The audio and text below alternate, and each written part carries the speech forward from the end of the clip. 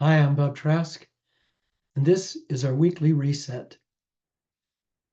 This is our weekly reset where we come together every week to put our lives together in the best way possible.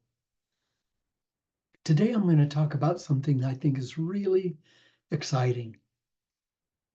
You deserve to be loved and rich. Now, I'm going to justify that statement. If you're like me, like most people, if somebody said you deserve to be loved and rich, you'd probably go, oh yeah, sure, I deserve to be loved and rich, but I'm sure as hell not loved and rich. So, so the fact of it is, if you deserve to be loved and rich, then how do you become uh, loved and rich? And we're all loved. We know that we're all loved, but we want to be loved more, maybe by more people, more, maybe by some special person. And we especially want people to stop hassling us. Some people are painful to us. We want them to stop. So that's part of being loved. Look, we're each an amazing and intricate creation of the great mind of all universes. Isn't that true? Isn't that true? Like the great mind of all universes, we're each incarnations of that great mind. And if there's one thing true of that great mind, which incidentally I'm going to start calling nature, if you don't mind, because in fact it is nature. Nature is the great creative intelligence that holds all universes together. Nature is everything, everywhere, and it's abundant. The birds in all their thousands of varieties, the sea creatures in all their thousands of varieties, the land animals, the trillions of insects and worms, and on and on. All of them are abundant. They get what they need, and they get it when they need it. They don't have a food store they can shop at. They don't have an 8 to 5 job. They just know that they're abundant and they live as such. And I'm going to call this nature. I'm going to call this great presence. Well, I love to call it the great presence, quite frankly. My people on the Indian side of my family called that great spirit, but I I like to call it the great presence because I can feel the presence of that great one, of that great mind, of that great love. I can feel that presence. And I'm going to convince you today that that great presence is also called nature. Now, those living beings, none of them are worried about getting what they need every day. They do their jobs, which is to keep reaching for the light. Because that's what trees do. That's plant life. Like I was just talking about animals and creatures of the sea, but that's plant life. And that's also all the rest of us. We keep reaching for the light. And some of us spend our days worrying or hassling when in fact we could be reaching for the light. And if we were reaching for the light every day, if that's the way we were living our lives, how would our lives be different? Well, we'd be living in nature, with nature. So maybe we should try that. Just stop worrying and reach for the light every day. You know, in Utah, there's a colony of aspens. An aspen tree is an interesting tree because you can see an individual tree, but it's actually not, you're not actually not looking at the aspen. This is just the shoot, the branch of an aspen. The aspen is a huge root mass that goes on and on and on. And this whole aspen grove, this whole aspen forest is one root mass, and it's the largest root mass in the world. I'm not talking just about the Utah one. I'm talking about if somebody said, what's the biggest plant in the world? The largest plant in the world, the answer is an aspen tree. And in Utah, there's a colony of aspens that does nothing but reach for the light. And it's over, are you ready for this?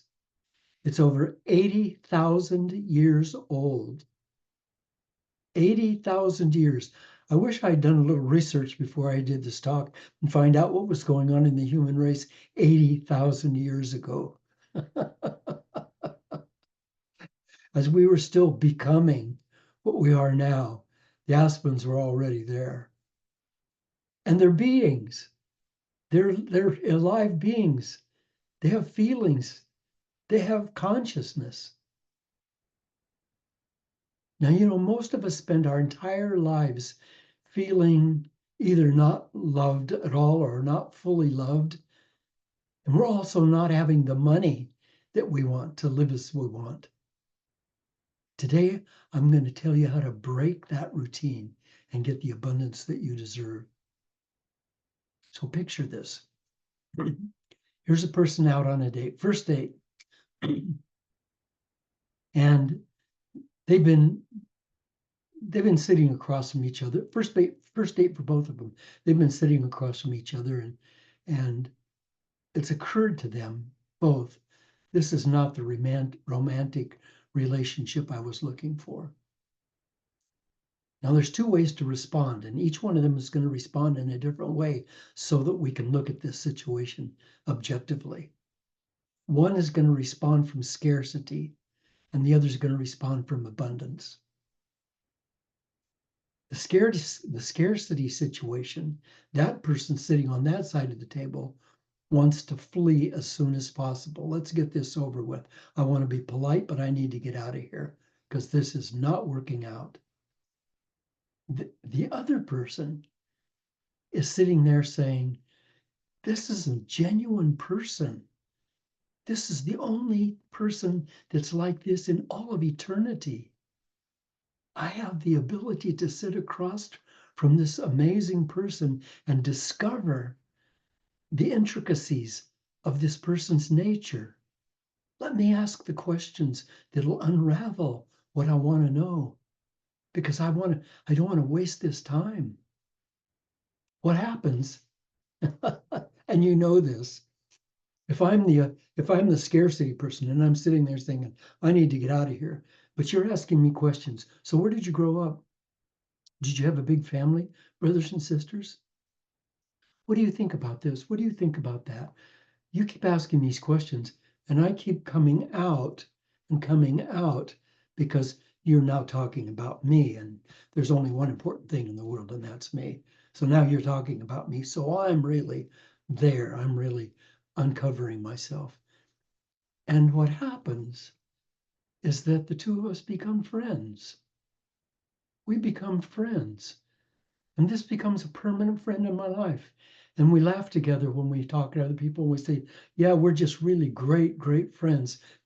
She's like my sister. And she says, he's like my brother. We're just so close. And we met on a blind date, and then everybody laughs. Abundance thinking. There's something there for me in everything that happens. There's something there for me. Dare I explore it? Dare I open myself to it? If I'm laying awake all night before last, I got zero sleep. Zero. Not one wink. And during my I've got some spinal problems that makes my leg go into really terrible spasms. So the spasms went all night long. So as I'm laying there with the spasms going on all night long, no sleep at all, I have two choices. One choice was to be really angry. I'm so sleepy. Oh man, am I sleepy? And I have a sense of frustration that comes up in that sleepiness, and I get angry, and then I say to myself, hey Bob, hey, hello, this is the way it is. You can pretend that it's different. You can hope that it's different. You can be angry because it isn't different, but that's all focusing on fantasy. The fact of it is, this is the way it is. Are you willing to be one with it? That means acceptance. And when I accept it, then I can do things with my mind. I can go places with my mind. I can create things. I can look at ways that my next book is going to be, and I can think of things that are funny and even find a chuckle or two. And I lay awake all night long, but I'm not wasting the night. I'm doing some good work during the night, and I'm not in negativity. I'm the person sitting on that side of the table. I'm sitting on that side of the table where I'm making a good friend with Bob Trask. Now, this abundance and prosperity, this being rich and being loved, I'm currently teaching 2 Zoom classes on this very subject. Part of what the people in this course are discovering is how abundant nature is. Every part of nature is flowing with prosperity. And we're also each a part of nature. But most of us have forgotten how to live as such. Every part of nature, from the tiniest microorganism to the largest creature in the world, which is the magnificent blue whale, is being fed and healed and nurtured by the one source that creates them. From the tallest mountains to the individuality of a snowflake, to your own cellular structure, to every mote of dust, the intelligent spirit of nature is alive and is original. Original. There are no two of anything. No two of anything, nor will there ever be. That's the presence of nature. There's no two motes of dust that are the same. Everything's different. Everything's unique. You stay with me. That must mean something. If we think that everything in all of eternity, on all the planets, in all of the frozen oceans and all of the running oceans and the water molecules and the raindrops and the snowflakes and the people and the different creatures in all the different universes, there's no two anythings alike. No two cells are alike. No two anythings are alike. If we know that, then we say, that's nature. That's proof of it being this great being. If you needed more proof, I don't know what it is. That's the one great being. And when I say nature, I'm going to use nature as a synonym for God, for what people call God. Holy Spirit, Great Spirit, nature. I spell it with a capital N because for me, nature is the presence, the divine presence. You know, Jesus was a great master teacher, and I apologize, but I don't personally believe that Jesus was more God than you are or more divine than you are. He was uniquely made. And when questioned about why he was here, he said, I come that you may have and enjoy life and have it to the full till it overflows. That's what he said. I came that you may have and enjoy life and have it to the full till it overflows. Regarding abundance, regarding our poverty attitudes, our attitudes of lack, sitting on that side of the table, he said, look at the birds in the air. They don't sow and they don't reap. They don't gather anything into barns. Consider the lilies of the field. They neither toil nor do they spin. They don't work. They don't have 8 to 5 jobs. Now, if God takes care of the birds of the air and the grasses of the field, won't God care for you, who are also one with nature? He also said, and I think this is really important, seek first the kingdom, and all these other things will be added to you. What's he saying? Don't lose track of who you are. You're a part of nature. Look for that. Look to be in that. When you see a bird, don't just see it, look at it. When you look at a tree, don't just look at it, see it. See reality. Don't just glance at stuff and go about your busy life.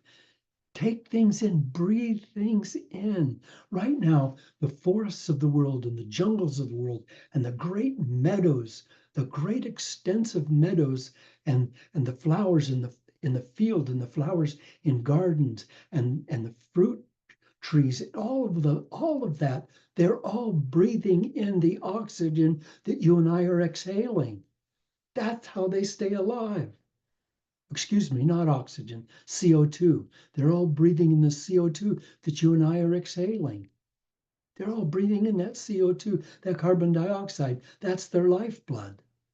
They get it from us. And they're breathing out oxygen. So we are one with them. We're breathing together. We're doing not artificial, but real resuscitation.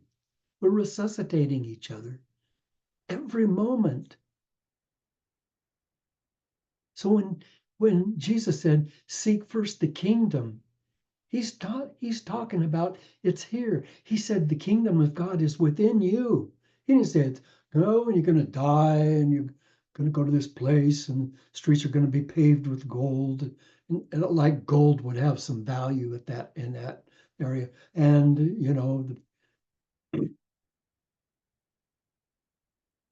the kingdom is we're here now. We're here now. This is the kingdom. It's nature. So when he says seek the kingdom, he's not talking about some afterlife, is he? He's here on earth and he's talking to people on earth. So he's talking about the great flowing river of creation that is all wisdom and all creations in all time and space. He's talking about nature. He calls it the Father because he's from a paternal culture. So everything, if the great presence would be the Father, but it could be called the Mother. Doesn't matter. You know, 20,000 years is a long time. Would you agree with me? 20,000 years. Like you and I'll maybe live to be 100 or 120 or so, maybe.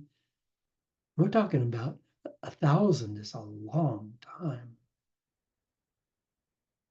20,000, that's a really long time. That's how long the natives of this land practiced the spirituality that kept them safe and fed and clothed. 20,000 years. They lived as natural creatures, creatures of nature, being fed by the river of nature. This was their sacred way of living for 20,000 years before Jesus was born. 20,000 years before Jesus was born, they were living in nature and worshiping it as their spiritual source. Oh, did they all die out? Did they suffer from toxic exposure or climate change or a great disease? No, not until the white man came. Nope. The Lakota Sioux called nature, which is their source, of course, called it Wakantanka or Tankashila or Takushkan Shkan or Great Spirit. They didn't corral their creator into some little image, some guy in the sky. They saw it as unlimited in all of its forms, seen and unseen. I'm not saying, wow, aren't they cool and we're not? I'm saying we are also creatures of nature, just like them. The difference is that we've built these houses and boxes that we live in and cars that we drive around that's all cool. I'm not looking down on it. That's all cool, but we can't get pulled out of that to think that we're different than the natives because we are natives. Like I've got Native American blood in me, and so sometimes Native American people have said to me, "So, are you a native?" And I said, "No, I'm a white man." Well, you aren't honoring your native culture. I'm honoring my native culture. But we white people, we lived out on the plains for millions of years. Hello? We didn't always dress in clothes and live in houses. We were, for millions of years, we were natives. We're not that far away from that. One of Lakota Sioux's highest mystical and spiritual leaders, medicine man, was named Lame Deer. And Lame Deer said of Holy Spirit, said of God, what they called Kaku Shkan Shkan. He said, "You can't explain it." See, this is not an image, is it? Somebody said to him, what does it really mean? How do you quantify that? He said, "You can't explain it except by going into the circles within circles ideas. The spirit splitting itself into stones, trees, tiny insects even. The spirit splitting itself into stones, trees, and tiny insects even, making them all walk on by its ever presence. And in turn, all these myriad of things which make up the universe flowing back into their source, united in the one grandfather spirit." I'm going to read that again because I just love it. Lame Deer of the Lakota Sioux people about Taku Shkan Shkan. You can't explain it except by going to circles within circles idea. The spirit splitting itself into stones, trees, tiny insects even, making them all walk on by its ever presence. And in turn, all of these myriad of things which make up the universe flowing back to their source, united in the one grandfather spirit. That's nature. That's nature. That's the nature that's calling out to you and me to come back.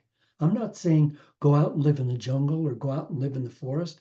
I'm saying wherever you are, know that when you take off your clothes, that's who you are. That's your body. How I dress myself, that's cool. I look so cool, but it's not who I am. And my house and my car and my wealth, those are not who I am. Who I am is an individual part of nature that's never been before and never will be again. And I'm being loved and nurtured and cultured by the great river of life that's flowing through me.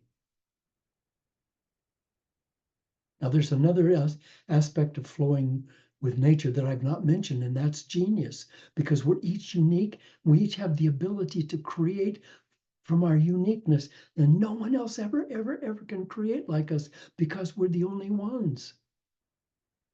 Every great artist, every great composer, author, inventor was guided by nature, and that includes Van Gogh, Einstein, Beethoven, Thomas Edison, and Steve Jobs. They all knew it and they all admitted it. And this talk is being delivered to allow you to find the abundance and prosperity that's naturally yours for your sweet life.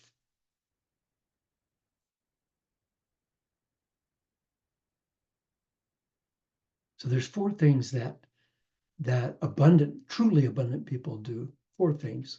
Number one, they're grateful. That's how you'll know whether you're grateful. Completely grateful for every part of your life and everything that's flowing in your consciousness. Completely grateful. Grateful for laying awake at night with your legs twisting. Grateful. Number two, they're generous. Generous. Just having stacks of green paper doesn't make us rich. I know the churches all say you should tithe, give us 10%. I also am going to say that to you. Tithe, give 10%. Because if you give a percentage of what you have, of what you get, that means that you can afford to.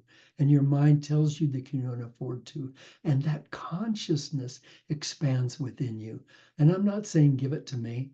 Well, oh yeah, I represent the Eris Foundation and we do good works and we'd sure love to have that. But you can give it to the Red Cross. They're doing good work in Los Angeles with the people in the fires. You can give it to there's so many, many, many worthwhile organizations that you can give it to. But just flow at least 10% of what you have, of what you get in this week, this month, what you get in, take 10% of it and flow it out. And you say, whoa, I can't afford that. You're right, you can't. But you could if you were to flow it out. But since you can't, then you can't. You can't afford it because it's all you've got. And you don't know if there's going to be any more. The third thing these people do is they use fear as energy. They use fear as energy.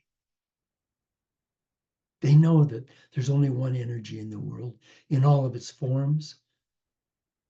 And the name of that can be nature, can be taku washan, shkan, or it can be love. It's the same thing. So trust in love and let love replace the fear and let the fear be the energy.